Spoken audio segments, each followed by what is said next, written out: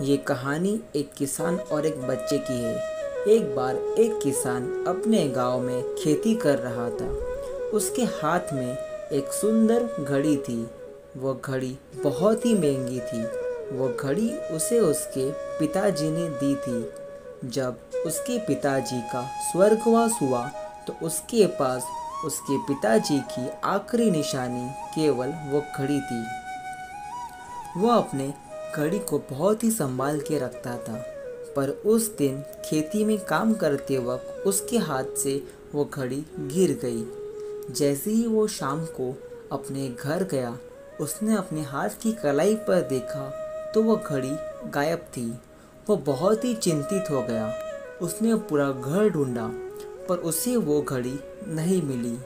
वह अपने घड़ी को ढूंढने के लिए अपने खेती में गया।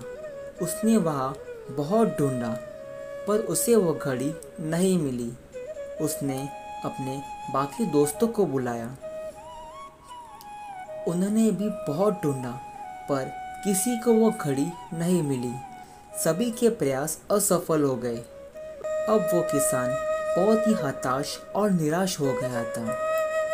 अब वो बहुत दुखी हो गया था और जोर जोर से रो रहा था। उसने कहा कि मैंने मेरे पिताजी की घड़ी घुमा दी। अब मेरे पास उनकी घड़ी नहीं है। अब मेरे पास उनकी आखिरी निशानी कुछ नहीं है। अब मैं क्या करूं?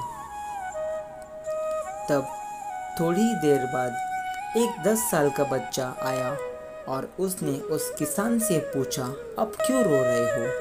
आपको क्या हुआ है?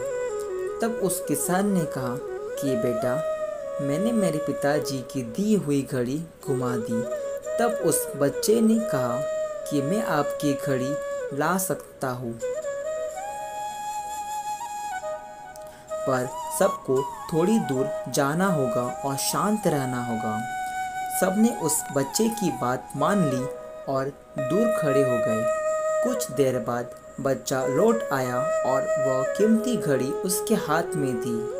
किसान अपनी घड़ी देखकर बहुत खुश हुआ और आश्चर्यचकित हो गया। उसने बच्चे से पूछा, तुमने घड़ी किस तरह खोजी, जबकि खुद इस काम में नाकाम हो चुका था? बच्चे ने जवाब दिया, मैंने कुछ नहीं किया, बस शांत मन से ज़मीन पर बैठ गया और घड़ी की आवाज़ सुनने की कोशिश करने लगा। खेत में शांति थी, इसलिए मैंने उसकी आवाज़ सुन ली और उसी दिशा में देखा और मुझे घड़ी मिल गई। वो किसान बहुत खुश हो गया और उस बच्चे से कहने लगा, आज तूने मुझे बहुत बड़ी सीख सिखाई है। अगर हमारा मन शांत हो तो हम बड़ी से बड़ी मुश्किलों का हल पा सकते हैं। हमें इस कथा से यह सीख मिलती है कि एक शांत दिमाग बेहतर सोच सकता है एक थके हुए दिमाग की तुलना से। हमें दिन में कुछ समय के लिए आंखें बंद करके शांति से बैठना चाहिए।